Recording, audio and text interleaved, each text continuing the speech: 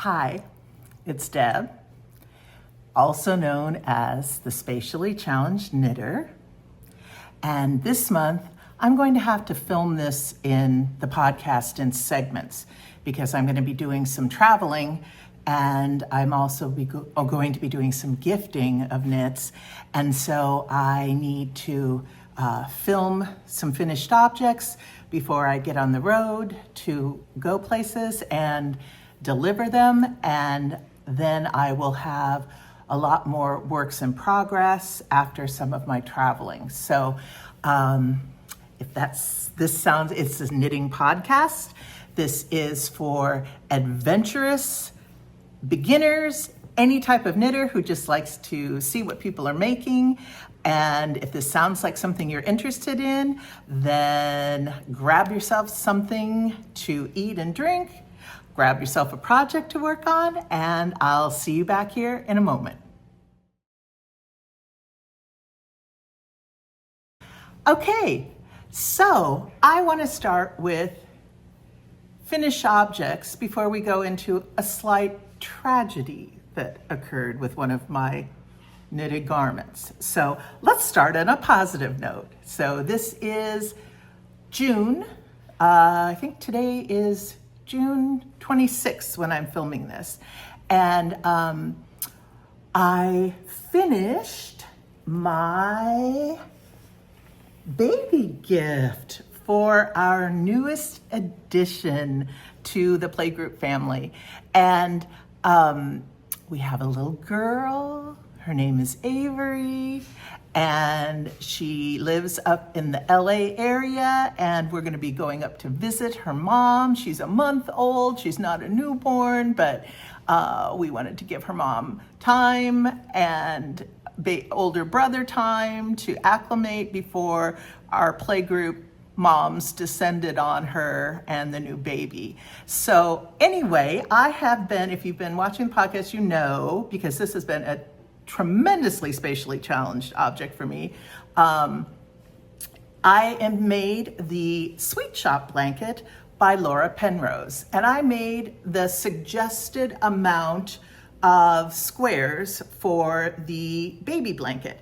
And I like this because I made a big blanket for her brother when baby Quinn was born. He's not baby anymore, big brother Quinn was born. And it's one of my giant ones for people to take to the park. So I wanted to give Avery something that was a little bit easier to handle and a little bit more practical maybe. So this is gonna be great for using with a stroller or a car seat, or if you just need something to wrap. You get cold, chilly nights sometimes. They live by the beach, and it's nice to have something that you can wrap the baby up in. Or maybe even after you've been to the beach and baby got wet and you need something besides a towel. So it is finished. And it's not perfect, but it's from me, and so she wouldn't expect it to be perfect. My corners don't all precisely line up, the way they should. They're not quite mitered in rigid order the way they should be.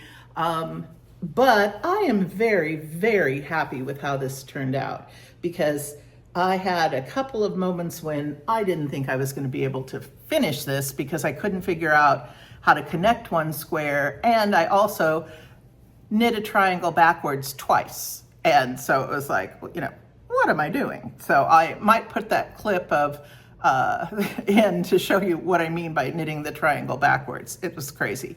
So anyway, this was, I really like this project because it gave me a chance to use my minis. I got an advent that was not all yarn based. It was, might have been from Twice Sheared Sheep, I'm not sure. But they gave us some little minis of all these different colors, and they went so well together. And I didn't have quite enough because I needed 24, and I didn't have quite enough, but I was able to go get a couple minis from when I went to Knit Nashville, and add to it. And then I think I got a double of a couple of the colors because a couple other people that we did the advent together, they weren't using their minis, so they gave me those. And I really like it because with this pattern, it's a really clever construction by Laura Penrose. And I know that's, it's a kind of I think the pattern that put her on the map as a knitwear designer. And I can see why, because it is genius, because you actually connect with knitting, connect your squares together as you go. So when you get done with the whole blanket, the only thing that you have to do, and this is totally optional, but I do like this, is do an I-cord border all the way around to finish off the edges of your blanket.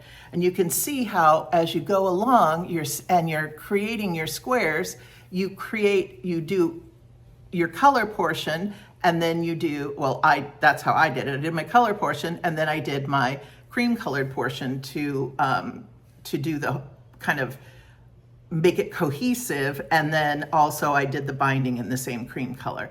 And you can see the stitches though. And then even the back, I mean, mine, it truly is not the neatest. And there are a couple places where I had to go in and fix a couple things so you can see, but it's not bad for the wrong side of a full knitted blanket. So anyway, I'm loving this thing. And if you have a bunch of minis, I believe you need 20 grams of fingering. Now, this is DK. So this is a DK weight blanket. So I held my fingering weight minis double. And so that was a little bit more challenging because I had to pull from both ends of the mini. I had to wind the mini up and then pull from both ends of the mini because I was holding it double. And since I did the minis double, I wanted to do the other yarn double as well because I thought it would just look a little bit more cohesive. So I did the main color in Ba La Jolla Superwash because it's for a baby and we want to be able to wash the blanket. And most of the squares were Emma's yarn that we received in our kit. And I did 2 skeins of the superwash. I have a third skein because we weren't sure how much it was going to take. But especially since I was holding it double and we weren't sure if I would have made any more squares. There's not that much left. Let's see, I'm gonna give you the 400 yards and 115 grams in each one of these skeins. And I have, let me get my little scale here. I have 17.6 grams left of the second skein. So I almost used the entire skein. So I would say if you were gonna do it and you're gonna do the baby blanket version, which is 24 squares, you would need about 800-ish of fingering weight held double, half it to get your DK weight. And that's it for this project. So this is going to go up to baby Avery and hopefully keep her nice and toasty warm. And just as a fluke, my friend Julie, who does quilting and made a quilt almost exactly the same thing with these triangles, but hers of course has a pattern, more of a pattern than mine, which is just, geometric squares. But it's in almost these same colors, and we didn't plan it at all. So Avery gets 2 things that kind of have the same theme. So this is finished object number 1, the Sweet Shop Blanket by Laura Penrose. And I will put a picture of the pattern in here, and I will put a link to my Ravelry page in the description box. So finished object number 2 was a present that I made for my daughter, Amy.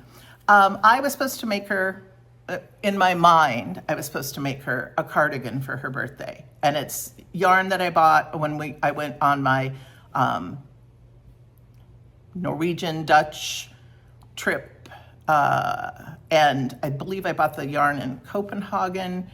Anyway, I had a whole big story on an earlier episode. I was going to make this cardigan for her. Well, I am, but I'm making some sweaters for me to take on trips at the end of the year, and I didn't have time to make her a sweater. So I decided, I have already had this pattern because I went to a knitting retreat in Maine, and a woman was wearing this, it's called the Larch. And it says, it's a quick and easy scarflet. And it truly is. It's a really fun pattern. If you were a beginner and you had never knit lace before, I would say this is a pattern that you could knit. And I was told that by the lady that was wearing it. She had it on in gold with denim over a denim blue shirt. And I loved it, and I wear denim shirts all the time. So I actually bought gold yarn to make this for myself. And when I was in Nashville, I saw this pretty yellow yarn. Here's the color. And it is Isadora Popper. And it's called Really Rosy, and it's 42% baby alpaca, 8% wool, and 50% Pima cotton. And so, and it's 100 grams is, let's see, 328 yards or 300 meters. And so I saw this yarn and thought, when Amy was in college, she used to wear a green coat a lot, and she almost always wore a yellow scarf. And it was a little bit more pale than this yellow. This is more of a really, I don't know, popcorn buttery kind of yellow, but it just seemed really cheery to me. And our Padre colors, I always talk about the Padres. For those of you who don't know, the Padres are a baseball team here in San Diego, and they're in the National League West. And we have season tickets. We've had season tickets for, I call it a million years. And Amy was actually born where we had tickets in our pockets and we were ready to go to beach towel night, and where they gave away free Padre beach towels. And my husband thought, so funny. And I was overdue. My water broke at noon, and my husband thought he was going to be going to a 7:00 baseball game that night because, I mean, how long does it take to have a baby? We didn't know. And so he goes down to the hospital wearing his Padre shirt with his baseball tickets in his pocket, and ends up having to call friends of ours to come pick up the tickets and go to the game because, of course, Amy was born at 11:00 the next morning. And, you know, but anyway, so she has been a Padre fan her whole life. And my mother-in-law, who was a Padre fan, Ruth, we bought her way back in the day a brown satin jacket that was a Padre jacket. And my daughter Amy wears Ruth's jacket, kind of in memory of Ruth. And I just thought that with her brown satin jacket, and the colors, their Padre colors are brown, gold, and orange. And they kind of they have City Connect uniforms that are completely different colors, but their normal colors are brown, gold, and orange. And so I thought if she was wearing Ruth's jacket, and it's a little cool at night, because it does get, a lot of times it gets into the 50s and 60s at night. And now Amy's much more petite than I am, and she's got a very slim neck. And so I thought she could just put this on and wear it, front ways, wear it, very cute in the back. But it would just, with a little satin jacket, it would look super cute to wear to the ball games. And she can just shove it in her pocket if she doesn't need the warmth. But if she needs that little extra bit of warmth, she can wear it with the jacket. So anyway, this was her birthday present, and I think it turned out super cute. And it was a really fun, quick, enjoyable knit. The one thing I will say is when you're knitting, because you keep increasing out, you actually have to start adding some extra eyelets in as you go. And so you need to put stitch markers in between your patterns. I really am getting fierce about doing that anyway, because I think it just helps me keep everything straight. And then it keeps me, if I screw up, I see my mistake quicker and I don't have to rip back as far. And it just kind of keeps me honest and keeps me on the straight and narrow and keeps my stitch count for me better. So I don't end up with these random things. And especially when you're coming down like a straight like this that's running the length of your scarf, I had the stitch markers that I slipped and to keep everything in the right place to make everything line up. So anyway, this is the Larch scarf, and I used every bit of the yarn. In fact, I had measured it, but then I kept knitting because I'm like, oh, I can go a little further and a little further. And I left myself 5 yards because you do a little bit of a sewn bind off. I'm not quite sure what sewn bind off it is, but you do a sewn bind off all the way around. So I thought, oh, 5 yards, that's plenty. I ended up literally with this much yellow yarn left. I thought I was not going to have enough. And I didn't know what I was going to do because I wanted to use every bit of the yarn. So anyway, this is Amy's birthday present, which I have given to her and said, oh, by the way, can you bring this back over? Because I never filmed it for the podcast. So this was finished object number 2, which is the Larch scarf and Scarflet. And I would say I am going to make this again because I want this gold one for myself. And I would love to take the yarn along with me on this trip, but I don't know that I'm going to be able to get to it, but it would be a great one to, a lot of the yarn that I'm bringing along to work on this trip is color work, and this is a great one to take a break from color work because it's super simple knitting. Garter stitch and some yarn overs to make the lace.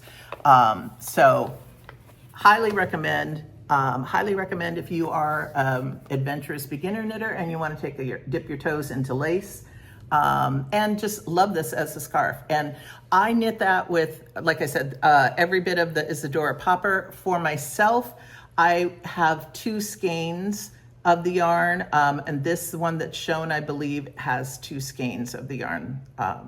And the lady that I'm copying this off of, who was wearing it, she made hers out of 2 skeins as well. So I made the small size for Amy, and I'm gonna the larger size for myself. So that is finished object number 2. And finished object number 3 is for me. I'm going on a trip in December to the Christmas markets, and it's gonna be so much fun. It's a daytime trip. It starts in Nuremberg, and daytime trip. It's a boat trip. I'm sorry, it's a river trip, not a daytime trip. Well, whatever, you know. So it's a river trip, and Pam, Mike's sister, my husband's sister, and I are going over a week early and going to make our way from London up to Nuremberg, and then we're going to go on the boat.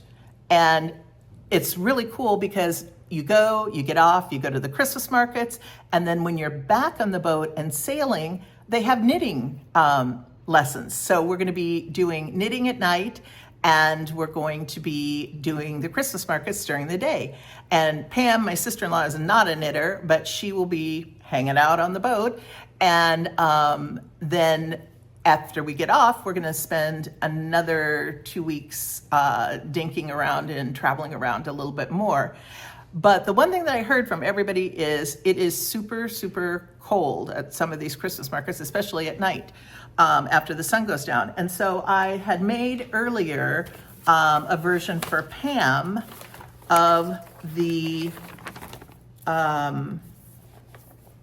Norgard Knitters My Jose hood. And I picked this one because we're a little bit older, I thought this had a little bit more style. And I liked it because it didn't make us look so much like babushkas. Because anything on our head like that makes us look like a babushka. And I liked this because I thought it was so practical, because if you want something on your head, you've got this on your head. And then if you don't, if you're getting too hot, you can push it down and make it look like the hood version. So I don't want to give away the pattern because this is a paid pattern, but you can see how when it's pushed down, it just looks like a cowl around your neck, and with this cute little bow in the front, or you can have the hood up. So I made my version out of 2 yarns. And the reason I picked the 2 yarns is I wanted a little bit more stability, because I loved the color of the Malabrigo Rios, and this is number 214 magenta, and this is see, it's made in Peru. It is worsted weight. It is 100% superwash merino wool, and it's 210 yards, 192 meters for 100 grams. And what I know from people who've used this yarn is this yarn grows. And so I wanted a little bit more stability, and so that it wouldn't stretch out as much when I was wearing it. And so I knitted with another yarn, which is alpaca and silk, fiber pates, cumulants. I'm sorry, I cannot talk. Alpaca and silk by Fibers Pates, and it's called Cumulus, and it's 74% baby Surrey alpaca, 26% mulberry silk, 25 grams is 100 meters or 164 yards. And here's the label. And I want to say this is a deceptive hood. I made it to the same, what I thought was the same exact measurements that I had made Pam's hood.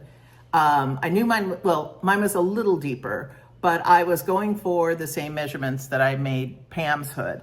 And when it blocked, it did grow quite a bit. So I can double this over the top of my hood or head. And I'm super glad that I did use this with the Malabrigo, because I feel like it does kind of hold it together a little bit more and keep it from stretching and growing even more. But the thing that's, so this was out of 2 balls of Malabrigo. So that would be 200 grams. This is what I have left, which is 6.3 grams. I mean, I used all but that. And I have a 3rd ball that I bought and I didn't need, but I am making it was a knit along, and I started it, but it's a languishing whip using this same color. So hopefully if I need it for the shawl that I was doing for the Malabrigo knit along, I can use the rest of this up. For the, I believe I used 2 full balls or 3 full balls of this, and had to dip into the last ball. And this is 8.5 grams left. And it was 25 grams to start. So I needed, I want to say this is my 4th one. Because this is deceptively, I mean, I feel like there is so much knitting in this. If I held it up, it's basically a tank top. It's down to my waist and to my shoulders, and this is doubled. So I basically knit a tank top when I was knitting this hood. And it's a super well laid out, easy pattern, easy to follow. You start with the back of the hood and you make this little square on the back. I don't know if you can see it. Yeah, here's the square. And then you can see the edges. And then you go forward with the front part of the hood and then keep going down for the wraparound part. So I'll do the quick try on, and pardon my hair, but so if I put it down on my neck, if I put it up here where it should be, you can see how long this is. And I can wrap it around, and you do I-cord all around the outside and I-cord ties to tie it. And so this is going to be super, super warm, and I love the color. This is one of my favorite colors. So here's my little thing, and hopefully we don't look like too much like Russian babushkas. And the other thing that I love about this, so then if it's super cold, and I'm really, really cold, and I tend to get cold easily now, I don't know why, but I can wrap this double over my ears and still have plenty of hood covering.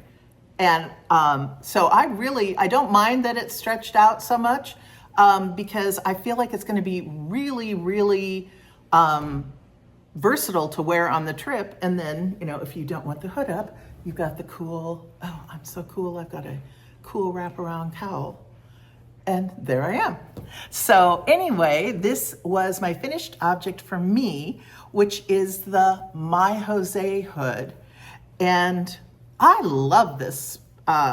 It takes a long time because you are knitting a tank top. But the nice thing is you're knitting on a size. I did not go up a needle size, which I normally do because I'm a very tight knitter. And so I normally have to go up at least one needle size. But it calls for 5 millimeter, which is a US 8. And so I did not go up a needle size because I knew this was going to grow. And I wasn't worried about gauge because after making Pam's, I knew that, you know, gauge really didn't matter in this. Anyway, super, super happy.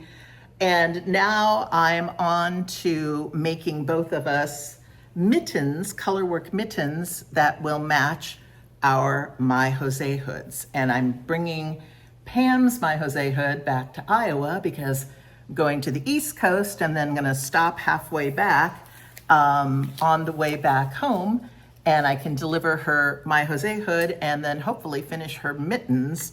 I'm gonna cast them on the plane and work on Pam's mittens and hopefully get her mittens finished so that I can leave those with her in Iowa, and she will have them for the cruise. And then now there's a story of knitting tragedy. And it truly, truly is a tragedy. Although I'm gonna try and make, you know, lemons out of lemonade. But when I kind of first started knitting, it was knitting seriously. I would say I had just started getting into allowing myself to buy experimental yarns that I had never worked with, and I didn't really know how things were going to turn out. But I bought a kit, and this was from Hedgehog Fibers. And I made myself this beautiful scarflet. I wear a lot of scarflet kind of things around my neck, or small shawls, because I like that. A lot of times, all I need is like my leather blazer, or a thin little cardigan and a shirt because we live in San Diego, and something warm at my neck. And that something warm at my neck will keep me warm, and it's all I need. And so I spent a lot of time, because this was going to be a shop sample for Needlecraft Cottage, and it was going to be one of the yarns that they were carrying, Hedgehog Fibers, and I was going to make the shop sample for it.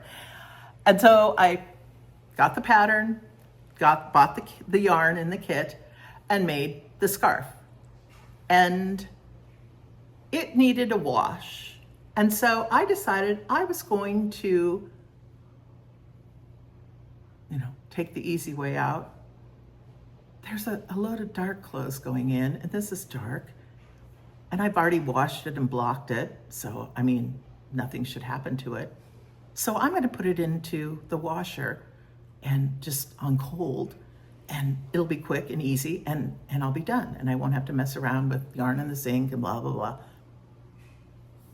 This is the size of my giant shawl. It felted. I don't know if you can see it. You can see how thick it is. It is felt. It is not a shawl. I cannot wear it. Here, this is all I have left. It's felt. You can see how thick it is. My beautiful shawl.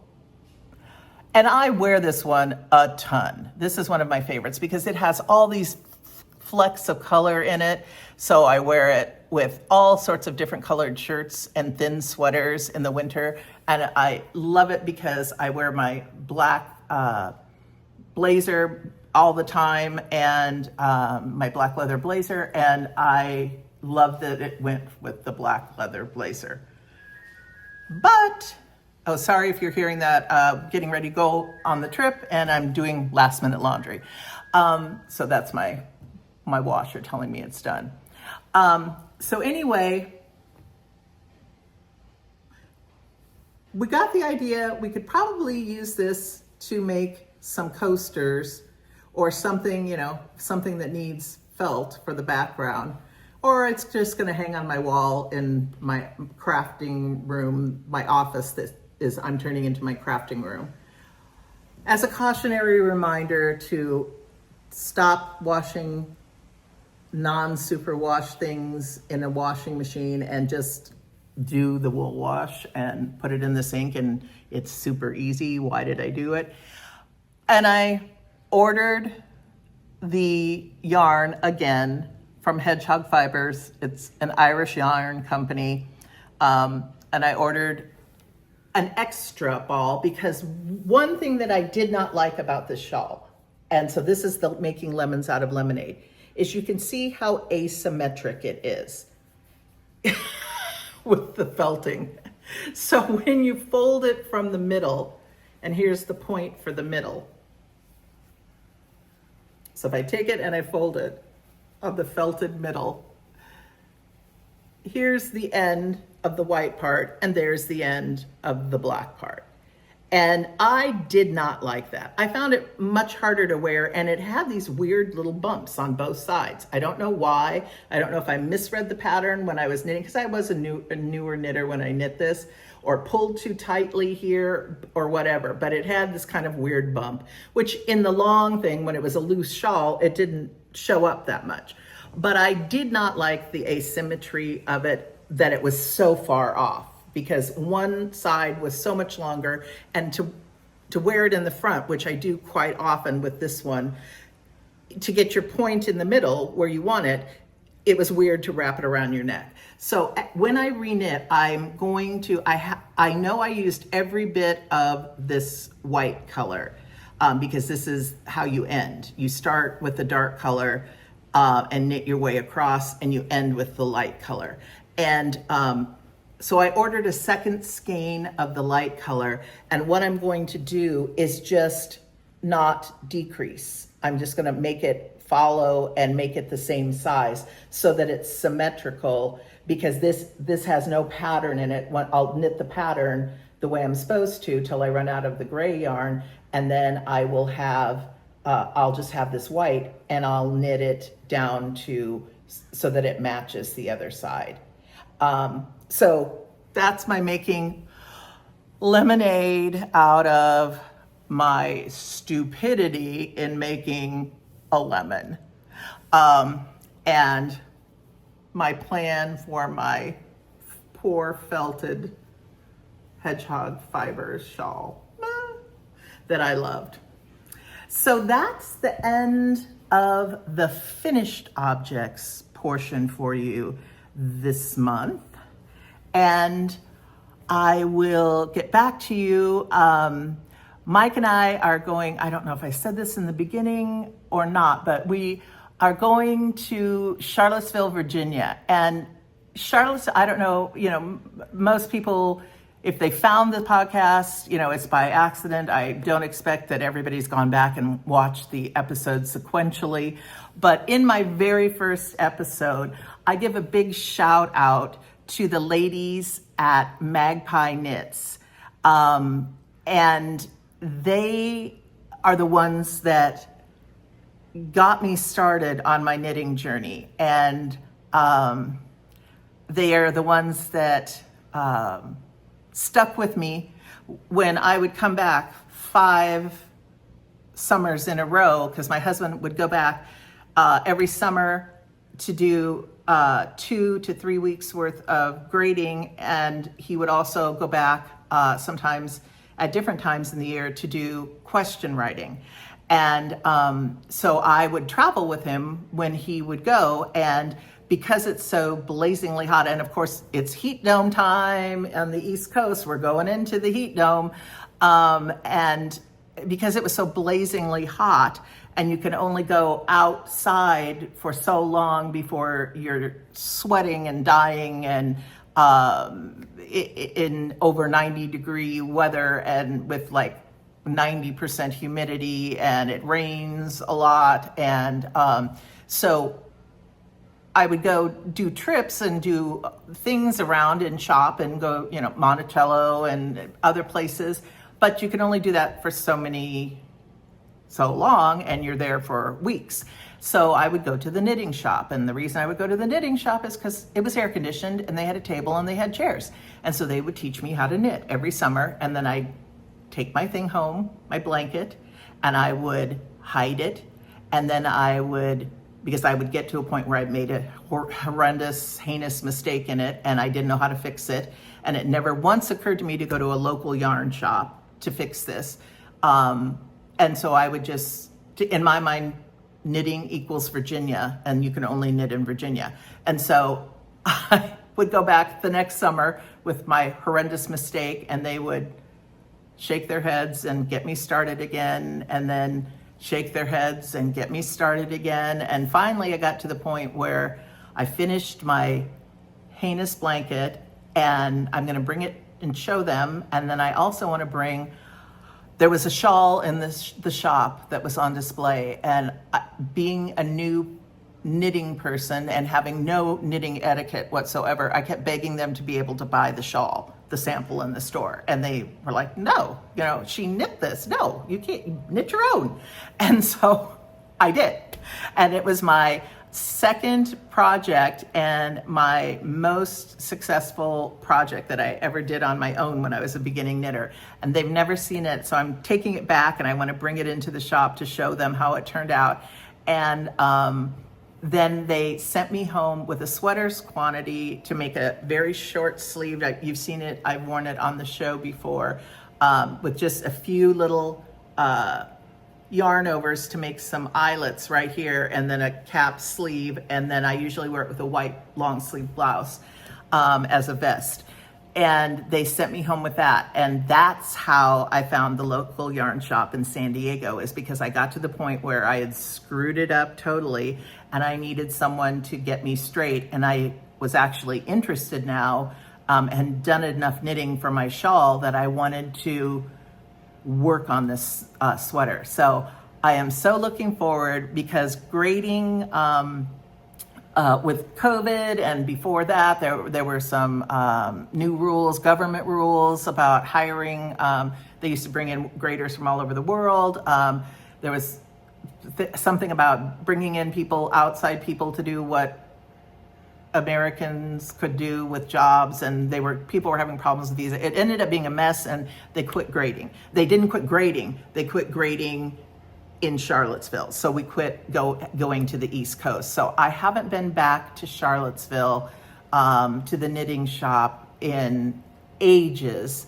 And I want to go back in and say hello to the ladies and show them that their kindness to this crazy stranger from California who would show up in their shop for 2 weeks at a time, a couple times a year, where it's taken me and what it meant to me, and that they kind of sent me on this knitting journey, and that I now enjoy. And so I think it's going to be fun to go back and say hello to everybody at Magpie.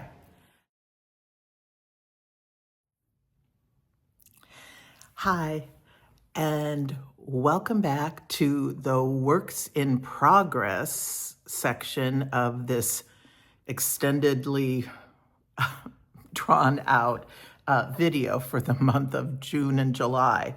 I'm back from my trip to the Midwest, my trip to Charlottesville, Virginia, and I didn't take any footage of any of the things when I was traveling, because the owner of Magpie, the people that I knew that used to be in the shop when I was there, weren't in and wouldn't be in when I was there over the weekend. And so I just bought a couple things, and I'll show you that in acquisitions. And it was kind of one of those things that you can't go home again. You know, it's like my knitting genus, you know, my knitting, the place where I learned to knit. It wasn't the same, but it's been probably 10 to 15 years. So it needed to change with the times, but it just wasn't the same as when I was there. So anyway, I would strongly suggest, if you are in the Charlottesville, Virginia area, that you do go to Magpie Knits, because it's a beautiful store, and they have some beautiful yarn, and they also have a lot of needlepoint canvases. Looks like they've expanded their needlepoint section. So if you're a crafter that's into that, it's a great place to go. So anyway, let's get on with what's been going on works in progress wise. And we need to call just this, I think the next couple videos, it's the color work. It's all about the colors. It's all about the color work, because that's what basically my knits are that I'm working on. So I'm going to start with, it almost could count as a finished object. Well, if you only had one mitten, but I have been working on Pam's Songbird Mittens. And I want to make sure that's the name, because I call it all sorts of things. And it's by Erica Heusser, and it is called the Songbird Mittens. You can get the pattern on Ravelry, and I will show you how trash my pattern is. It's had a wine spill. It's had all sorts of things happen to it, but it is not, it's only charted, it is not written out, so you will need to be able to use a chart. And I did make a couple modifications. She calls for a long tail cast on. I did do a German twisted, because I think it's a little stretchier. And one thing I did notice when I was looking through people's comments about it is the fit. And I was a little bit worried, because Pam's hand is a little bit bigger than mine, and longer fingers, and a little, I think, teeny bit wider at the wrist than mine. And I wanted to make sure that these were stretchy enough for her to get on easily, because that's, a couple people said that people with larger hands, and I would say mine are probably like a medium hand, and if you have longer fingers, you can have problems getting them on. So I wanted them to be very wide. So I was really, really mindful when I was knitting them to, here's the back, to work on my tension and keep it nice and loose. And you can see the cute, cute design on the thumb. Like, look at this thumb gusset. Oh, and this was, I don't know if you look at my Facebook and Instagram, this was like a whole crying thing here, because I didn't realize, I don't know why I didn't realize that you had to do the gusset at the same time that you were doing all the rest of these stitches. I guess I counted the gusset on the thumb as something separate, even though it's not. You had to build it up to this point, and then you put your stitches on hold here for the thumb, and then you just came and picked up back your stitches and then added a few extra stitches in to carry the thumb forward. So it's really cute because it's got the pattern on the back and then the pattern that coordinates with the front. And I just love, I wanted to make these for forever. I didn't want them necessarily for me, but I knew they'd be perfect for Pam because she loves birds. And so it was like, I really, really wanted to make them and take this on, and I just truly love them. And very, this pattern is, doesn't hold your hand a lot, so you kind of have to know what you're doing. It's very well written, but it doesn't write out every single step. You have to know how to do some things. So I would say if this was my first colorwork project, I would not necessarily do this one, but it's definitely doable if you are just a semi-beginner colorwork person like I am. So this is the first one, and I have cast on the second one, and I am at the cuff. So you can see I've got this much done, and I hope to have this one done before the end of July, before the end of the month. So number one work in progress is the Songbird Mittens by Erica Huser. I'm using, I don't know if I have the ball bands with me. Let's see if they're in there. Nope. I'm using pink and blue yarn. I truly don't know what they are. Fingering weight yarn. I will see if I can find the ball bands and put them in the description box. So anyway, I think it's great, and I think it's going to go just perfectly with her My Jose hood, which is on my projects page in Ravelry, the pink and blue My Jose hood that I made her, and she's going to look great for the Christmas market cruise. Okay, item number 2 is something for me, and it's for my September trip to the Shetland Islands. At the very, very end of the trip, we get to go to Scottish Wool Week. And so they have a hat every year for Scottish Wool Week. And this year's hat is called the Ower Toorie. And Ower, and let me see if I can find here. It's AALOWER Toorie. And it is, it's not, it says they decided to name it that not just to denote that it's based on an all-over design, but also as a tribute to the guild members who reside all over Shetland. So what it means is all over, and then Toorie, I'm assuming, is hat.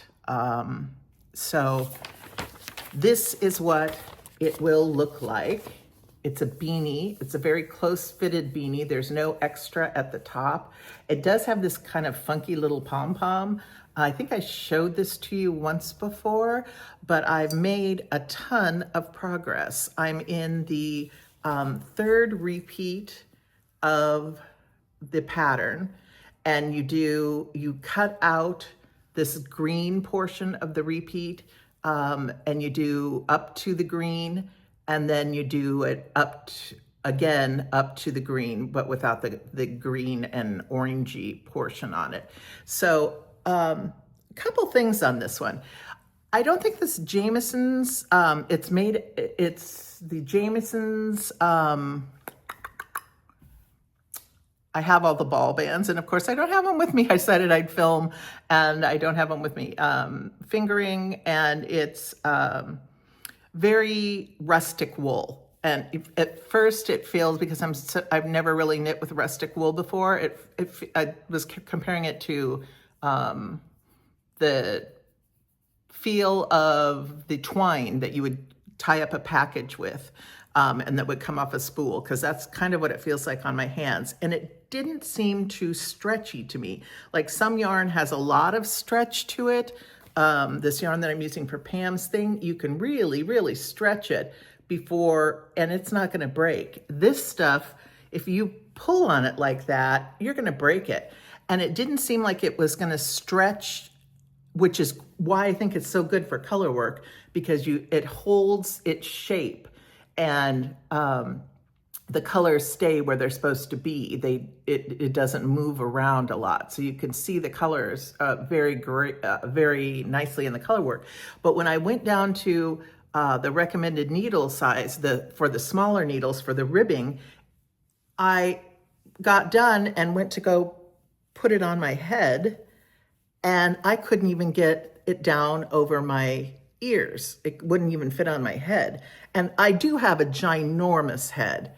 And it's all these little things sticking out of it. So I had to go back, and I went to the same size needles that they call for the color work.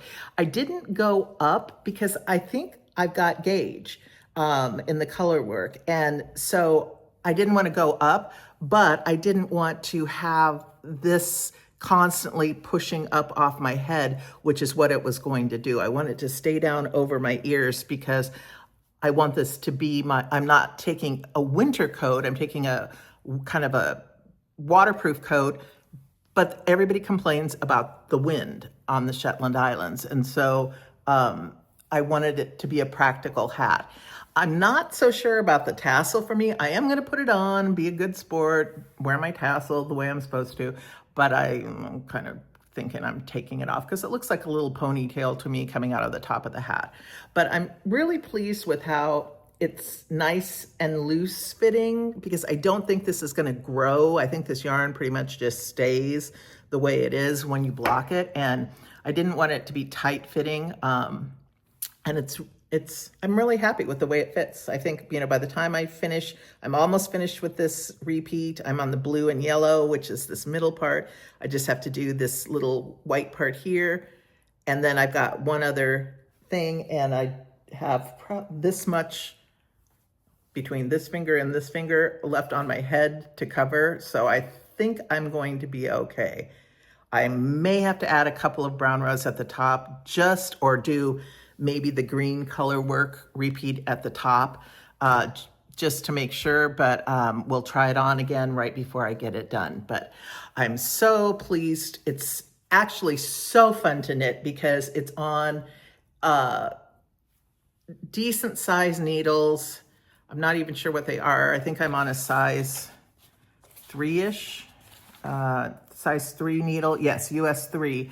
But because I'm knitting small circumference with a size 2, and then my other item that I'm going to show you with a size, I think it's a 2 as well.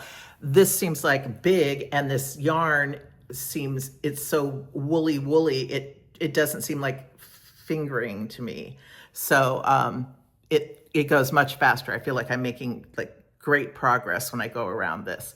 And it's a fun knit. It's really easy. You do the repeat on the first, you go around and do the repeat 9 more times on the hat, and you memorize it off the first, and you don't even have to think about it for the rest of it. And you carry two colors at a time. The only thing I will say is I'm going to have a bunch of ends to weave in. I do carry the brown color, because it comes again, it just has one color in between it. So I do carry that one. When I was doing then going to the next with the green in between, I carried the brown. So some of them I've been carrying, but I do have a ton of ends here that need to be woven in. But you can see it's really pronounced. And the yarn just sits. It does not move. It sits. but I'm also really trying to be mindful of my tension on this one as well. I'm trying to knit very loosely for me because I don't want any pulling on the color work. So this is color work item number 2, work in progress number 2, and I hope to have this done actually by the end of next week. So I can wear it. This is July. I leave August 27th for the trip because I'm getting over there a few days early to get adjusted to the time change before I have to make sense and do hard knitting with people in Shetland. So work in progress number 2, the wool 2025 Wool Week hat for Shetland Wool Week. And work in progress number 3 is the sweater that I want to bring with me to Scotland. And I have made some decent progress on this. This is another one that I'm knitting a sweater out of fingering weight. This is the Do You Yoke sweater by Zanette. It's the one that I started, and she was giving out mystery clues. We didn't know what it was, and I ended up having to rip back because I did not have a long enough yoke. So I have made some really good progress. I decided that I didn't want to do 2 colors for the neck. And I did not want just a single rib neck, because when the rest of the sweater is so thick because I've got 2 strands going across because of carrying all the floats. And this just looked too thin to have a single ply neck like this. So what I did was made the ribbing double, and Chris, my friend Chris that crochets, is going to crochet it down for me, hopefully at our next A+ yarn meeting on the 21st. And so it will be a collar that looks like this. So it's just a short ribbed collar. I just doubled the amount of ribbing that it called for, so it could be folded over. If I would have thought about it, I would have done a purl row so it folded better, but I didn't. And picked up for that. I've split for the sleeves. I have done, after the split for the sleeves, I added in the extra that I needed. And remember, I had already screwed this up by going off pattern and trying to make these additions to myself. Well, in order to get the extra room that I needed to split for the sleeves, I just added a larger portion. There's only supposed to be a couple rows in here between the end of this pattern and the float braid. And what I did was I just added a 1/2 inch, 6 rows, and then added less down underneath because hers is not evenly divided on either side of the float row. And then I'm down now into the next part of the sweater, which is the mosaic knitting part of the sweater. And so I have to finish the mosaic knitting, do another float braid at the bottom, finish the sleeves, which carry the pattern down part way, and then the rest of it's stockinette in the lighter color. So the top of this is green, the bottom of it will be the lighter color, and I have made what I thought is pretty good progress. I haven't worked on this, honestly, for like the last, oh gosh, I'm gonna say, it's probably like 3 weeks now, because I was working so hard. I really wanted to get Pam's mittens done while I was back in Iowa so I could just give them to her instead of having to mail them to her. And I did not. I was not able to manage that. So I kind of I hauled the sweater back to Iowa in its bag with all of its stuff, but I did not work on it when I was back there. So this, I'm hoping to finish Pam's colorwork mittens, finish my hat, finish a shawl that I'm working on, or a wrap that I'm working on, and then before the end of July, and then this, I will finish this will be my sole thing that I work on the last week of July, the first 3 weeks of August, so that I can get it finished and blocked and take it with me to Shetland, because this will be my one lighter sweater, and I'm going to take a cardigan, and because I think we're going to have to layer. And so that is my third color work project and what I've managed to do. So it is color work over here.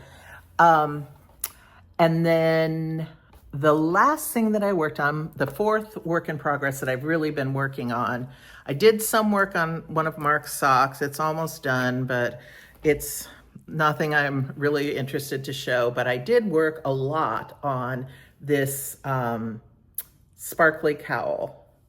And so what you did was you took your sparkly yarn, you split the skein in two.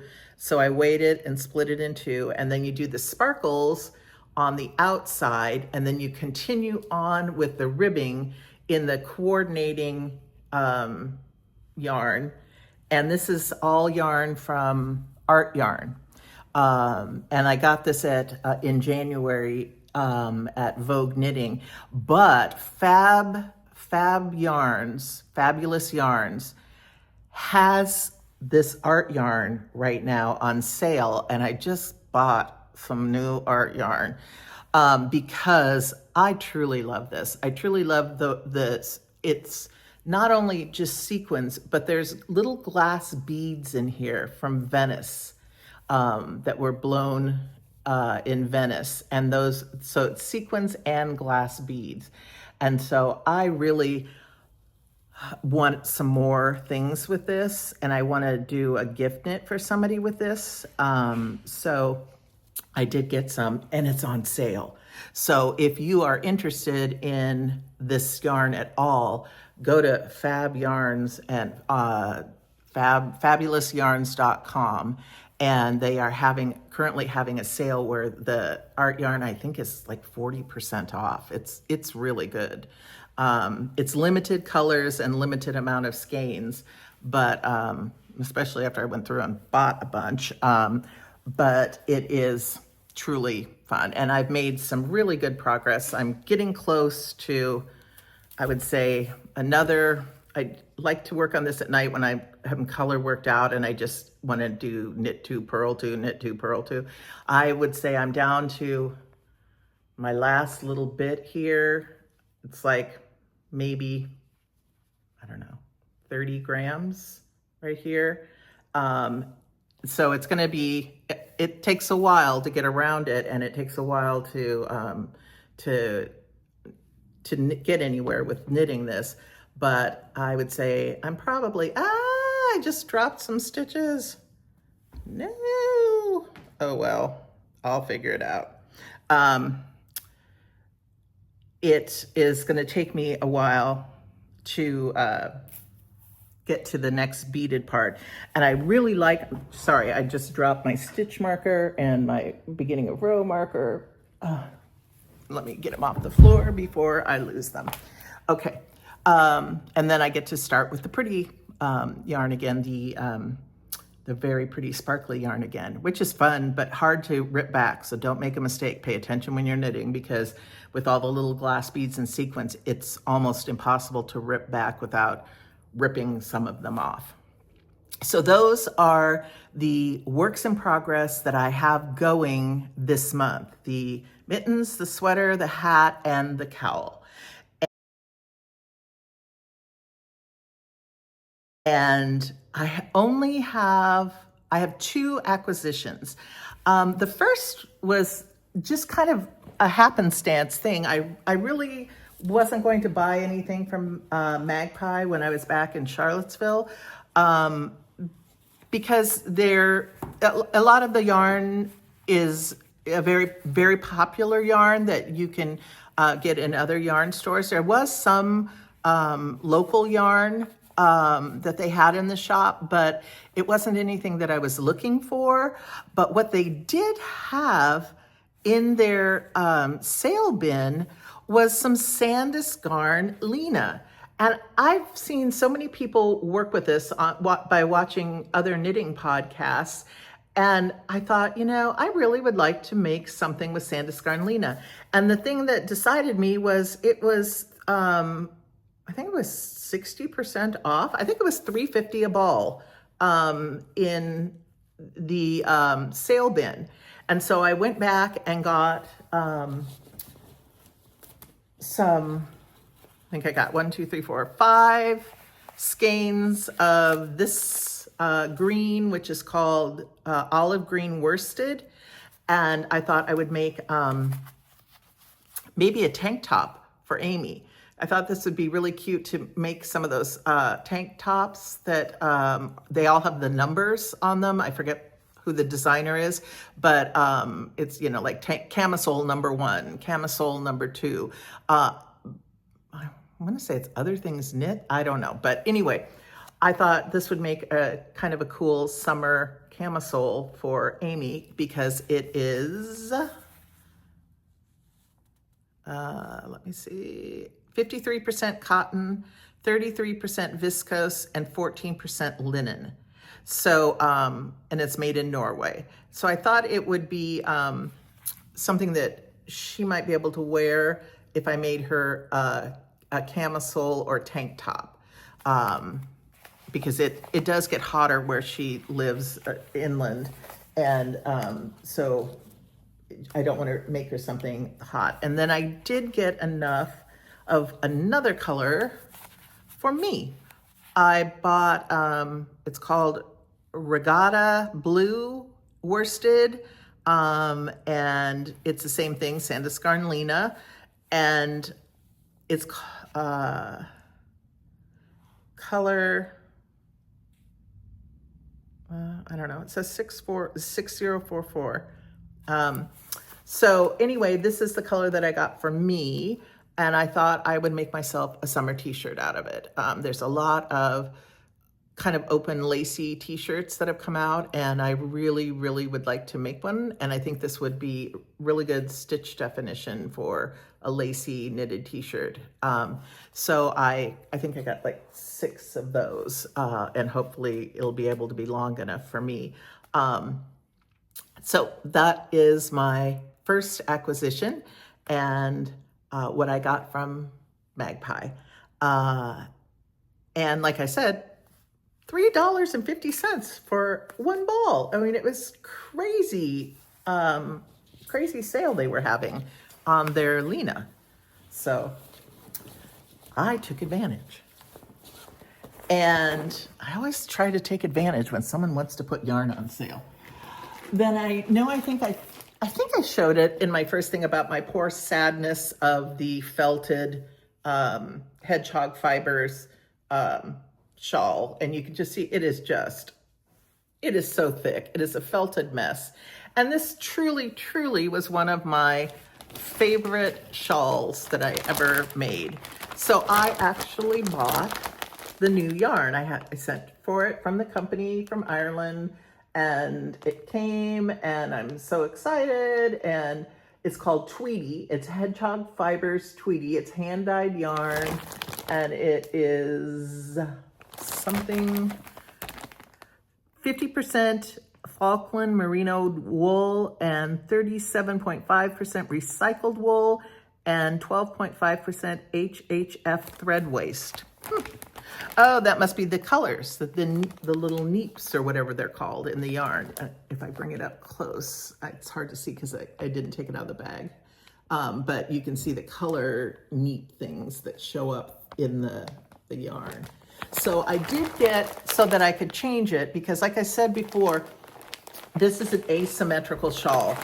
And you can really see it when you look at it when it's felted, because look how little this cream part is. If I take it to the point, and I'm wearing the point in the middle, which is how I wore this, you can see how far off this cream part is compared to the black and gray part, or the gray and gray part, dark charcoal gray and the lighter gray.